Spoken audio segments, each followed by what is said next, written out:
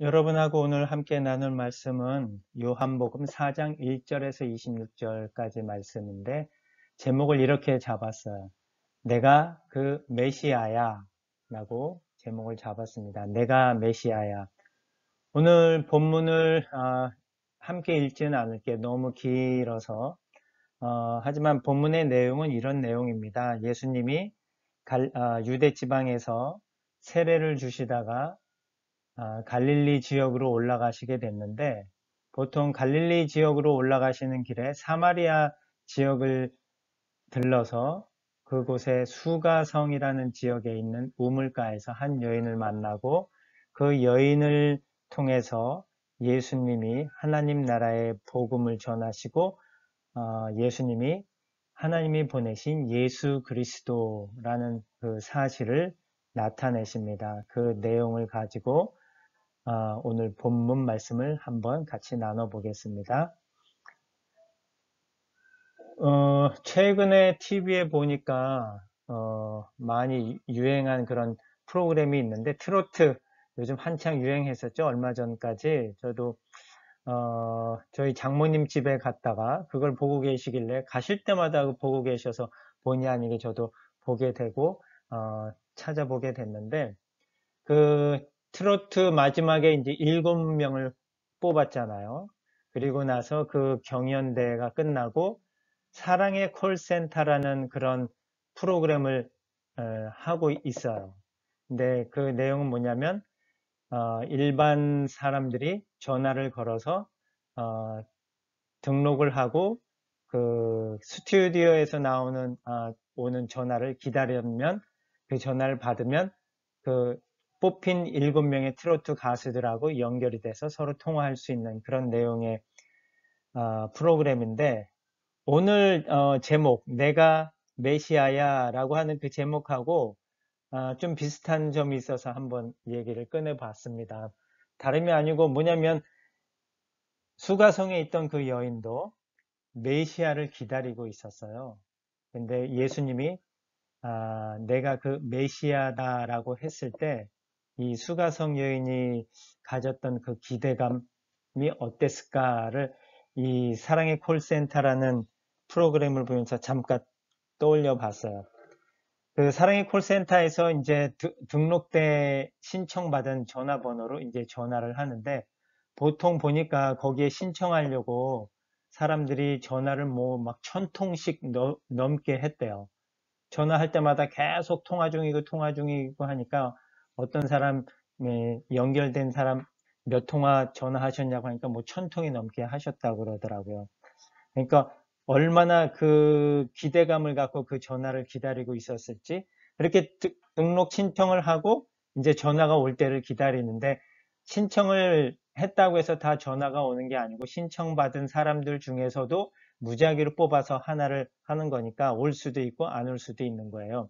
그래서 이 스튜디오에서 전화를 할 때 띠르릉 전화가 가면 여보세요? 하고 혹시 이 전화 기다리셨습니까? 라고 물어보는 거예요. 그리고 상대편 쪽에서 네 기다렸는데 할 때 안녕하십니까 사랑의 콜센터입니다 할 때 전화를 받은 그 시민은 환호성을 지르면서 너무도 좋아하고 하던 모습을 봤던 일이 생각나는데 그 시민이 이렇게 트로트 가수 자기가 좋아하는 트로트 가수의 전화를 한 통화 받고 그렇게 환호성을 지르면서 좋아하는 것을 생각해 보면서 오늘 이 사마리아 땅에 있는 수가성에 있는 그 여인이 기다리고 있었던 그 메시아를 바로 눈앞에서 봤을 때 이 여인은 얼마나 기쁘고 환호성을 지르면서 그 순간을 즐겼을지 바로 예수님이 내가 그 메시아야 내가 말하고 있는 그 메시아야 라고 말했을 때 이 수가성 여인도 환호성을 지르면서 그 우물가에 물길로 갔었는데 물 양동이를 놓고 맨몸으로 마을에 돌아가서 사람들한테 내가 메시아를 만났다라고 전하는 그런 모습이 나옵니다. 그런 모습을 봤을 때 이 우물가 수가성에 있던 여인이 얼마나 깊이 사모하면서 기대하면서 예수님을 기다렸을까 하는 그런 마음을 한번 새겨보면서 이 여인을 향해서 가신 그 예수님이 참 의미 있는 발걸음을 하셔서 이 여인에게 그 기다리고 기다리던 그 메시아 예수님 자신의 모습을 보여주셨구나 하는 그런 말씀을 한번 생각해 봅니다. 오늘 그러한 내용을 갖고 오늘 말씀을 여러분하고 한번 나눠보겠습니다. 먼저 이 수가성이라고 하는 수가라는 말은 사마리아, 지금 여러분이 보시는 사마리아 지역, 이스라엘의 중간에 사마리아라는 지역이 있는데 이곳에 있는 한 마을, 도시의 이름입니다. 구약시대 때에는 세겜이라는 말로 불리었고 예수님 당시에는 수가라는 말로 불렸던 성입니다. 그런데 이 요한복음 오늘 본문의 4절에 보면 예수님이 사마리아를 지나가셔야만 했다라고 그쪽 지역을 거쳐서 갈릴리 땅으로 가야만 하신다는 그 목적을 갖고 그 땅을 지나가시는 이유를 보여주십니다. 예수님이 이 사마리아 땅에 가시기 전에는 이 여리고 쪽에 있는 요단강 쪽에서 세례를 주시면서 사역을 하고 계셨습니다.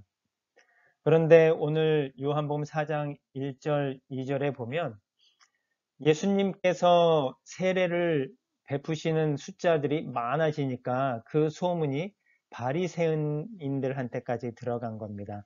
예수님이 세례 주는 숫자가 세례 요한이 세례 주는 숫자보다 더 많아지니까 그 소문이 바리새인에게까지 들어갔고 그렇게 되면 바리새인으로부터 어떤 억압이나 바리새인들로부터 받을 수 있는 그런 어려운 일들을 생각을 하시고 아직 때가 아니라고 생각을 하시고 예수님이 갈릴리 땅으로 올라가시는 그런 과정이 오늘 본문에 나오는데 보통 이 예루살렘 지역에서 위에 있는 북쪽에 있는 갈릴리 지역으로 갈 때는 보통 요 여리고 쪽 요단강을 따라서 이렇게 평탄하게 쭉 올라가는 길이 하나가 있고 또 하나는 이쪽 서쪽 지중해 쪽에 또 평탄한 길로 해서 이렇게 올라가는 길이 또 하나가 있고 또 마지막으로는 이 족장의 길이라 그래서 이 산악지대를 통해서 사마리아 오늘에 나오는 수가를 지나서 이렇게 올라가는 길, 세 가지의 길이 있습니다. 그런데 예수님은 지금 이 여리고 쪽에 있는 요단강 쪽에서 사역을 하고 계셨기 때문에 우리가 상식적으로 생각한다면 갈릴리에 올라간다고 하면 그냥 평탄하게 요단강의 길을 따라서 쭉 올라가면 됩니다. 그게 가장 쉽고 가장 빨리 갈 수 있는 길이었는데 오늘 4절의 말씀을 통해서 보니까 예수님은 이 요단강을 통해서 올라가는 평탄한 길을 택한 것이 아니고 사마리아를 지나가시는 길을 택하셨다고 말씀을 하고 있습니다. 그렇다면 이 쉬운 길을 놔두고 왜 예수님이 굳이 사마리아 땅을 거쳐서 가셔야만 됐을까? 그리고 이 수가라는 그 동네를 통해서 예수님이 가셔야만 했을까? 그것에 대한 이유를 우리가 한번 찾아보고 그 이유에는 분명히 뭔가 답이 있을 거라고 봅니다. 예수님이 그 사마리아 땅을 지나가셔야만 했었던 이유가 오늘 바로 이 본문에 나오는 내용입니다. 요 지도를 보시면 오른쪽에 여기가 요단강이 있는 지역입니다. 여리고 지역인데 그 해발 높이가 낮아서 해면 아래예요. 바다 높이보다도 250m가 낮습니다. 그러니까 얼마나 그 낮은 지역인지 알 수 있고 그리고 한편 또 예루살렘 지역은 산악 위에 있었기 때문에 해발 750m나 됩니다. 그래서 예루살렘하고 이 여리고의 이 높이를 따져 보니까 약 1000m 가량 차이가 나요. 그렇게 생각해 본다면 예수님이 사마리아 그 수가를 가시려면 이렇게 높은 산을 거쳐 올라서 수가 성도 약 650m 정도 해발 높이가 되니까 거기를 가려면 산악을 이렇게 올라서 가는 아주 어려운 그런 길을 가야만 했던 것입니다. 예수님이 굳이 그 어려운 길을 가신 이유가 뭔지 우리가 오늘 본문을 통해서 한번 확인해 보면 좋겠습니다. 바로 4절의 말씀이죠. 사마리아를 지나가셔야만 했다. 그런데 우리가 이 요한복음을 계속 읽고 있는데 분명한 것은 이 사도 요한이 요한복음을 기록할 때에 두 가지의 중요한 목적을 갖고 기록을 했다는 것입니다. 그것은 바로 예수님이 하나님의 아들 그리스도라는 것, 그리고 예수님 안에 바로 생명이 있다는 것입니다. 그 두 가지를 갖고 요한복음을 기록하고 요한복음에 나오는 7가지의 그 표적들도 바로 예수님이 바로 그리스도이심을 나타내고 예수님 안에 생명이 있다는 것을 나타내는 표적 7가지를 우리에게 또 소개하고 있는 것입니다. 그리고 이 수가성에서 예수님이 그 사마리아 수가성 여인하고 대화를 나누시지만 이 요한복음에 예수님이 대화를 나눈 상대도 또 7개의 대화가 있습니다. 그리고 7개의 선포도 있고 나름대로 이 요한이 숫자 7이라는 것을 좀 중요하게 여기면서 이렇게 요한복음을 써 내려갔던 것 같은데 오늘 이 수가성에 나온 여인하고 대화하는 예수님의 대화도 보면 7대화가 나옵니다. 수가성에 나온 여인하고 7번의 대화를 주고받으면서 오늘 그 요한복음의 목적인 예수님이 하나님이 보내신 메시아고 그 안에 생명이 있다라는 그런 내용들을 예수님이 말씀을 하고 있습니다. 그래서 이 7대화를 중심으로 오늘 본문 말씀을 한번 나누고 은혜를 받았으면 좋겠습니다. 먼저 예수님이 하신 첫 마디는 물을 좀 달라라는 그런 말씀입니다. 여리고 요단강 쪽에서 산을 오르고 올라서 수가성까지 가는데 거의 하루 정도의 시간이 걸립니다. 하루 온종일 걸어야지 그 수가성까지 올라갈 수 있습니다. 그리고 그 길이 내리막길도 아니고 산을 올라가는 그런 오르막길입니다.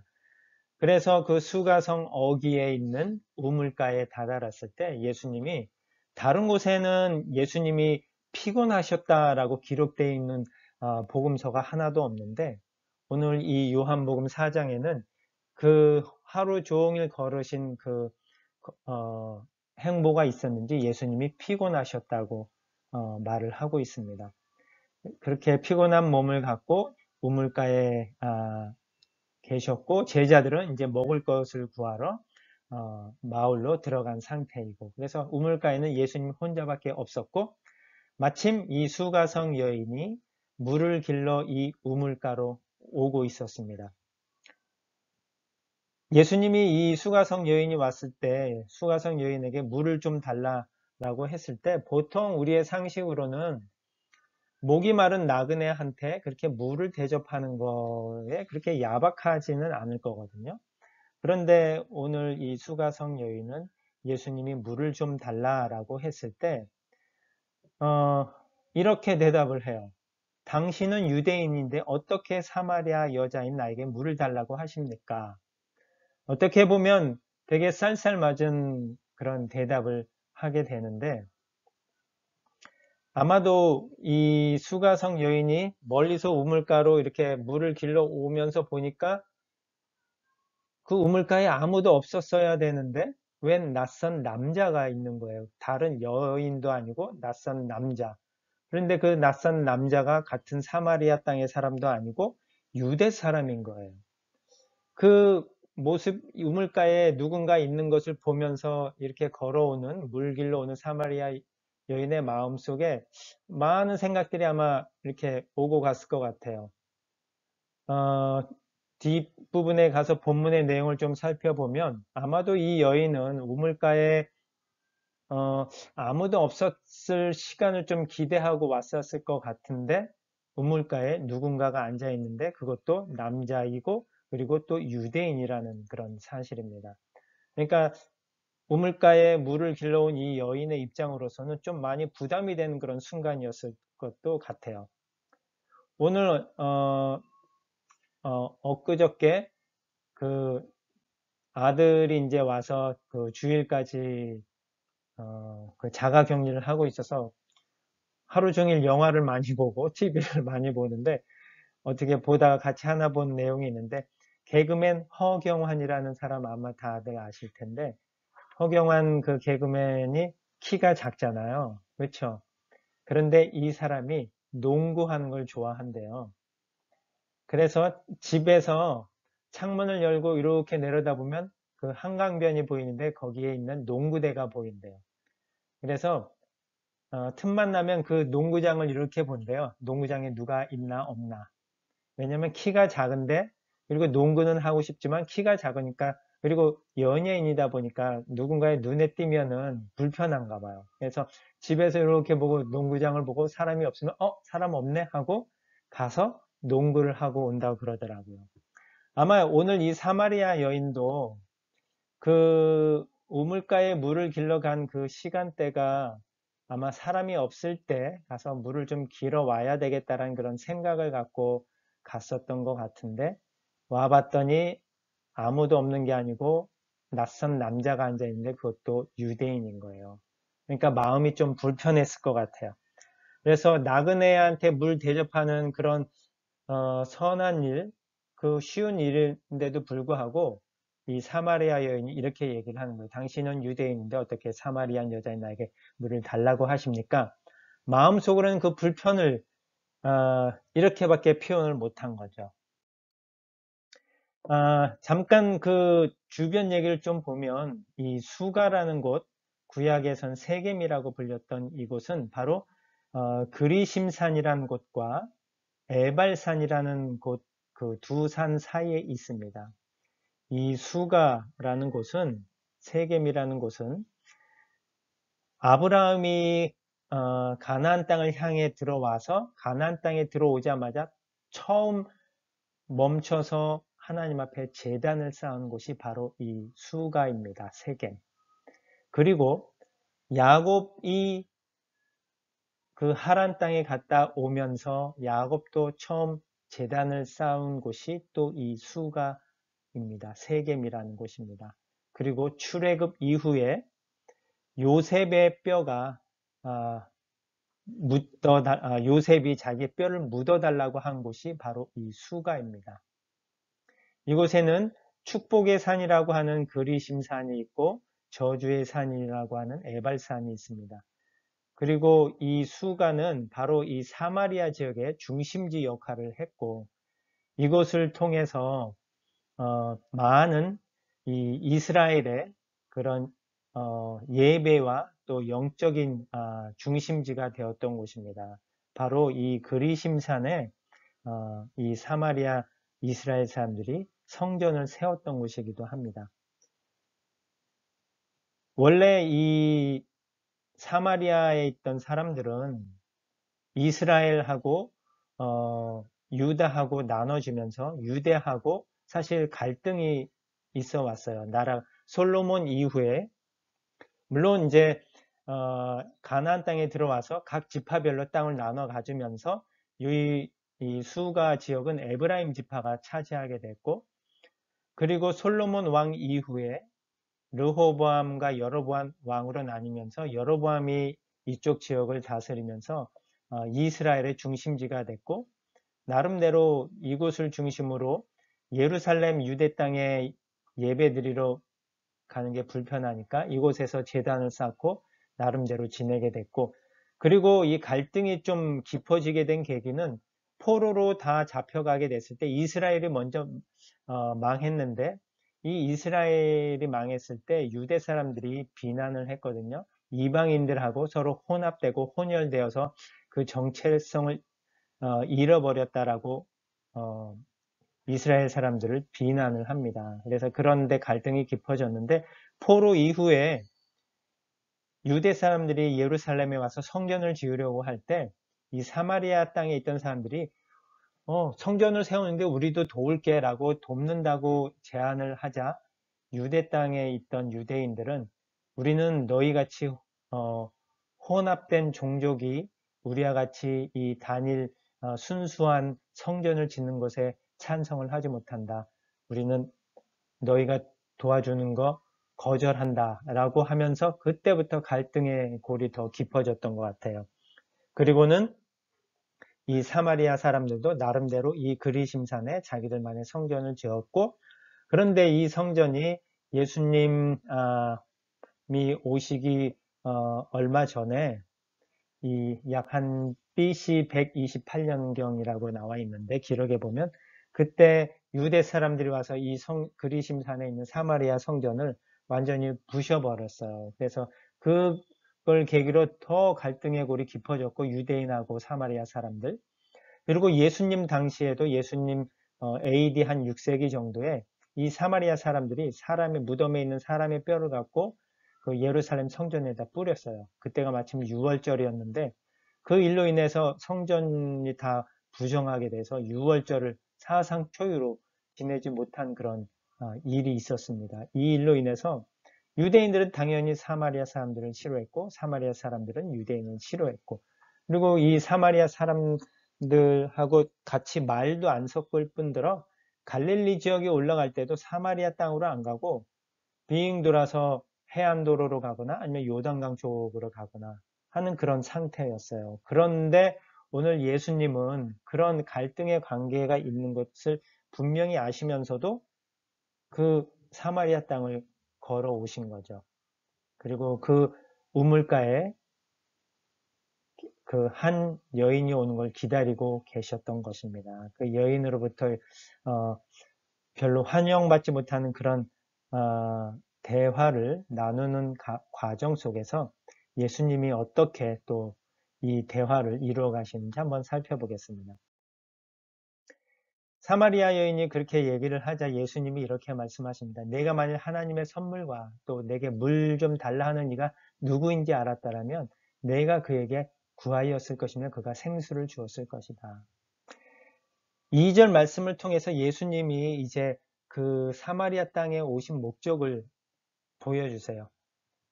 사마리아 여인에게 내가 만일 하나님의 선물과 또 내가 물 좀 달라 하는 내가 누구인지 알았더라면, 여기서 예수님이 누구인지를 이제 밝히고 드러내시고자 하는 그런 목적이 있으신 것을 알 수가 있고, 그 다음에 생수를 주었을 것이다.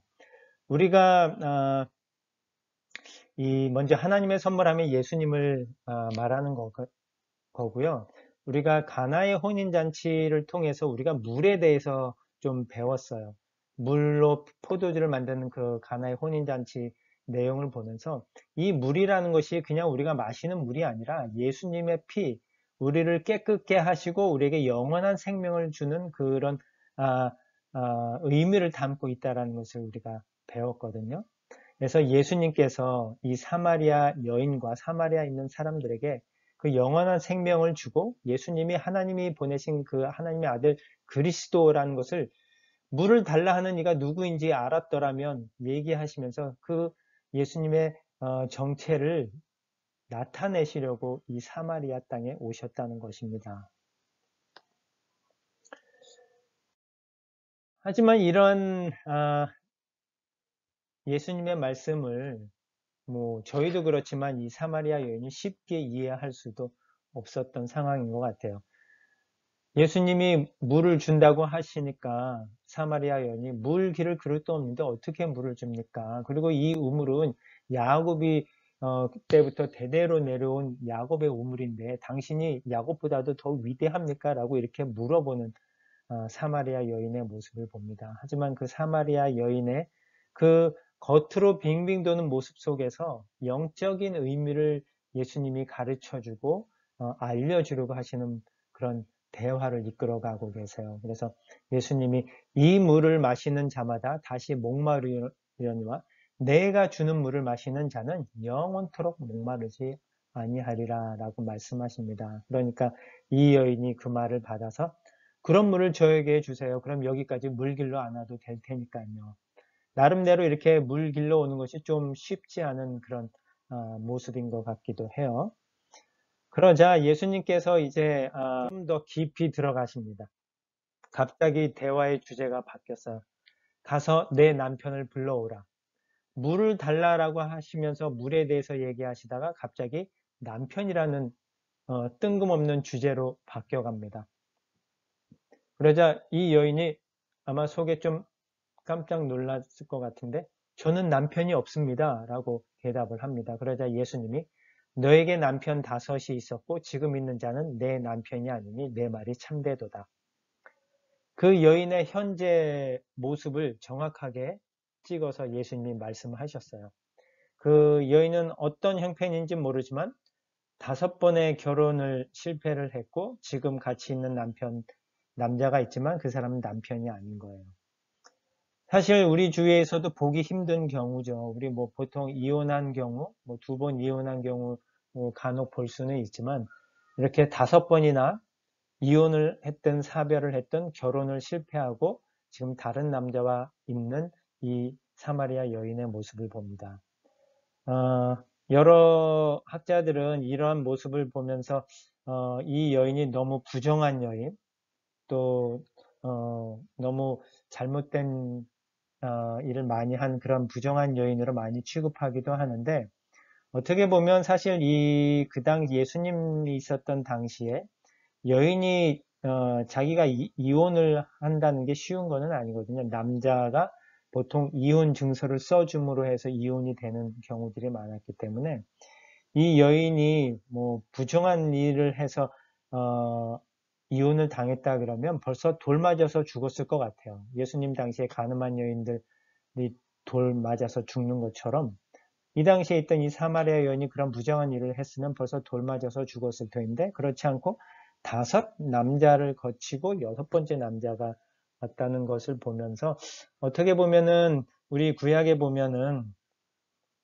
맏형이 상속자가 없이 아들이 자녀가 없이 죽으면 둘째 형이 그 형수를 데리고 상속자를 낳아주는 그런 또 일을 하고 둘째도 안 되면 셋째, 셋째도 안 되면 넷째 이렇게 형제끼리 계속 내려가는 그 결혼 제도를 보는데 어쩌면 그런 모습이었었던 것 같기도 해요.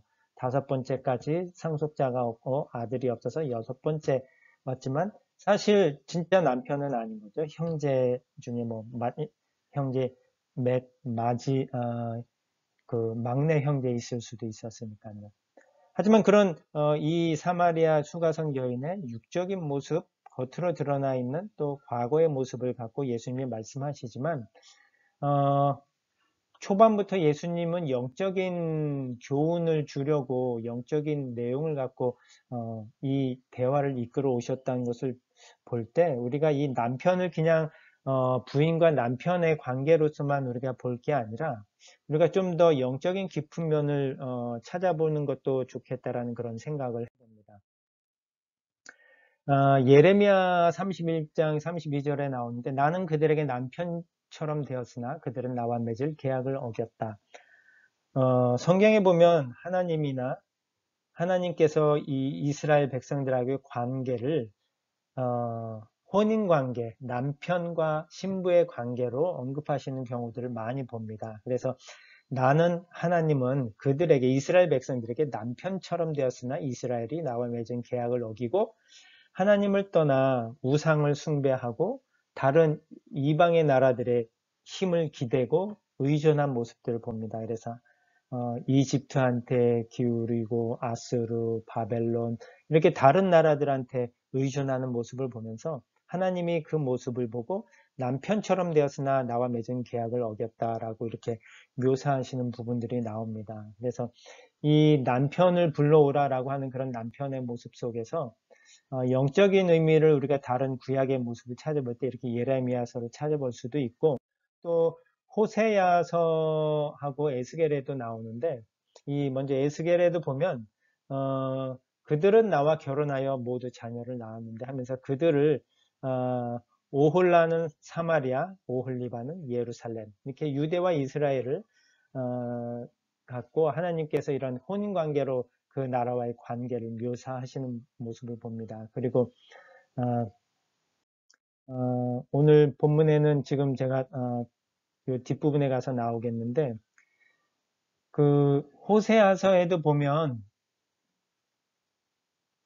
하나님께서 이스라엘을 향해서 예언을 하시는데 이 호세아를 통해 그 창녀와 결혼을 해서 그 아이를 낳게 하면서 하나님과 이스라엘의 관계를 이렇게 남편과 창녀와의 관계 같이 이렇게 부정한 모습으로 가져가시는 것을 봅니다. 그러면서 그 이스라엘을 심판하시고 또 회복하시는 그런 모습을 보면서 오늘 예수님이 남편을 언급하셨지만 그 남편이 단지 남편과 아내의 관계가 아니고 이스라엘을 염두에 뒀을 때 하나님과 이스라엘의 관계 속에서 남편과 부인의 관계를 우리가 한번 좀 생각해 봐야 될 것도 같습니다.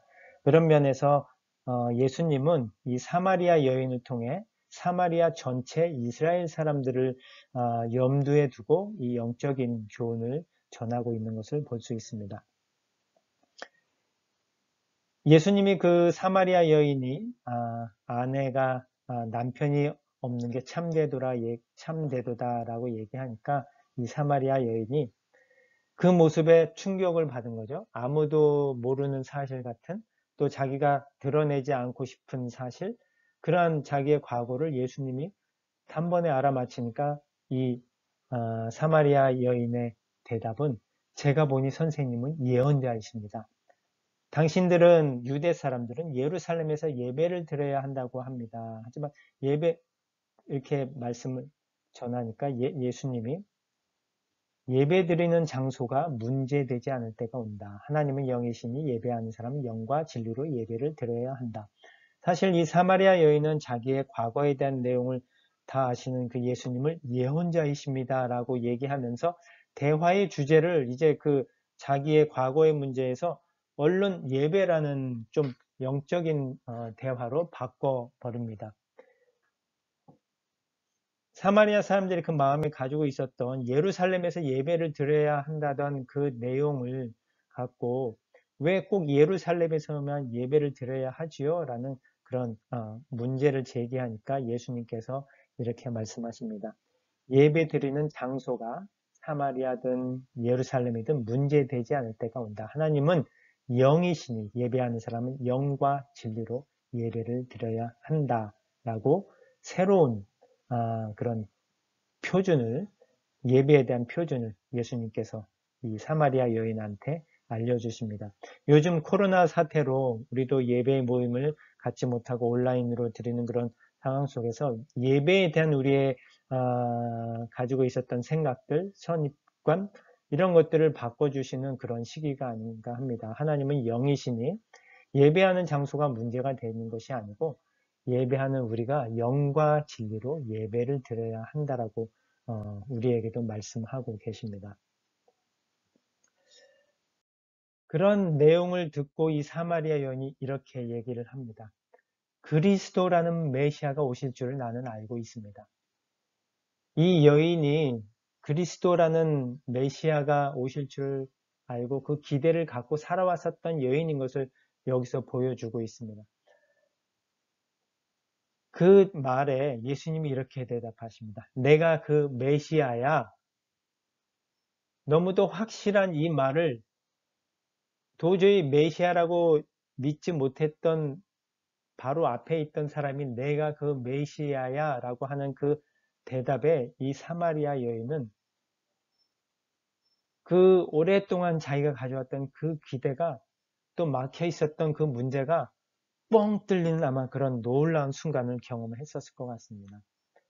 그 사랑의 콜센터에서 몇천 번 전화를 걸고 기다리다 받았던 그 순간보다도 더 큰 자기의 그 모든 영적인 또 그런 자기의 육적인 문제들을 해결해 주실 그 메시아, 자기만의 문제가 아니고 이스라엘 전체의 문제를 해결해 주실 그 메시아를 기대하고 있었는데 그 메시아가 바로 앞에 있었던 것입니다. 그 메시아야 라는 그 말을 들었을 때 이 사마리아 여인은 물동이를 내버려 두고 마을로 달려들어가서 마을 사람들에게 내가 메시아를 만났다라고 외치며 사람들을 예수님에게 데리고 오는 그런 모습을 보여줍니다.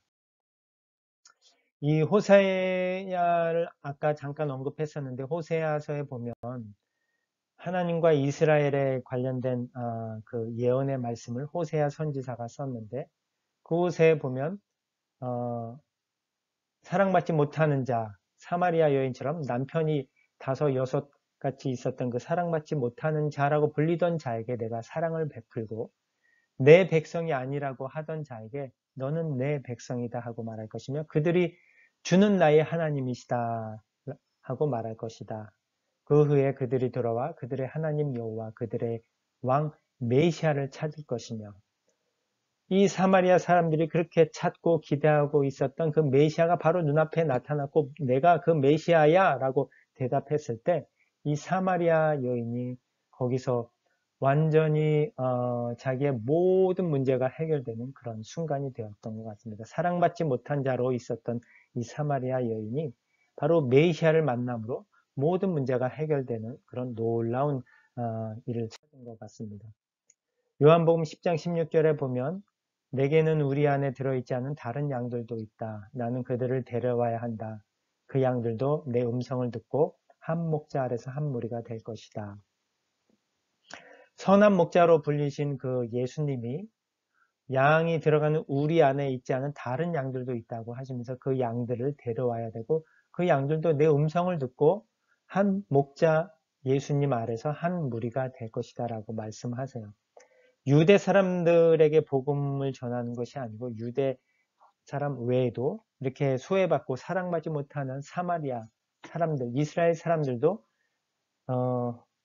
내가 데려와야 한다. 그 이스라엘 백성들도 내 음성을 듣고 내 아래에서 내 안에서 한 무리가 되어 내가 이 양의 목자가 되어야 한다라는 그 말씀을 이루시기 위해서 예수님은 그 사랑받지 못한 사람들, 사랑받지 못한 그 백성들을 찾기 위해서 쉬운 길을 놔두고 그 먼 산길을 오르고 올라서 이 사마리아 수가성에 있는 우물가에 도착하신 것이고 개인적으로는 그런 문제를 안고 있었지만 그 갖고 있었던 문제를 풀어줄 사람으로서 메시아를 찾고 있었는데 그 메시아가 나타나셔서 모든 개인적인 문제뿐만이 아니고 영적인 문제까지도 해결해 주셨습니다. 오늘 그 메시아를 우리가 이 수가성 여인처럼 기다리고 있는지 모르겠습니다. 누구나 우리는 문제를 갖고 있습니다. 개인적인 문제들 다 갖고 있고요. 또 정신적인 문제들 요즘 또 많고 영적인 문제들도 갖고 있습니다. 이 사랑받지 못했던 수가성 여인에게 예수님이 찾아가신 것처럼 오늘 현대의 문제를 안고 있는 우리 모두에게 예수님이 찾아오셔서 말씀하십니다. 우리에게 영원한 생명을 주시는 그 영원한 생명수를 우리에게 주시겠다고 말씀하시고 내가 메시아야. 내가 가지고 있는 모든 문제를 풀고 해결해 줄 수 있는 메시아야. 이렇게 여러분에게 대답하신다면 여러분 그 메시아 대신 우리 예수 그리스도를 받아들이지 않으시겠습니까? 그 예수님을 모시고 우리가 그 예수님을 진짜 우리의 모든 문제 해결자로 믿는다면 예수님이 우리의 목자가 되셔서 우리 가운데 거실 것이고 이렇게 말씀하실 겁니다. 여호와는 나의 목자시니 내게 부족함이 없으리로다. 이러한 고백이 우리에게 울려 퍼지는 오늘 귀한 시간이 되었으면 좋겠습니다. 기도하겠습니다. 여호와는 나의 목자시니 내게 부족함이 없으리로다. 소외받고 버림받고 사랑받지 못한 자를 찾아서 그 어려운 산길을 올라오신 예수님, 그 예수님이 우리에게 생명의 물을 주시고 또 내가 메시아야, 너의 모든 문제를 해결해 줄 그 메시아야 라고 선포하시며 우리를 구원해 주십니다. 그 메시아가 오늘 여러분 곁에 있고 여러분에게 말씀하십니다. 내가 바로 그 메시아야. 이 메시아 대신 예수님을 믿고 나아갈 때에 우리가 한 목자 된 예수님의 양들로서 함께 거하며 풍성한 생명을 누리며 살아갈 줄 믿습니다. 예수님 이름으로 기도합니다. 아멘.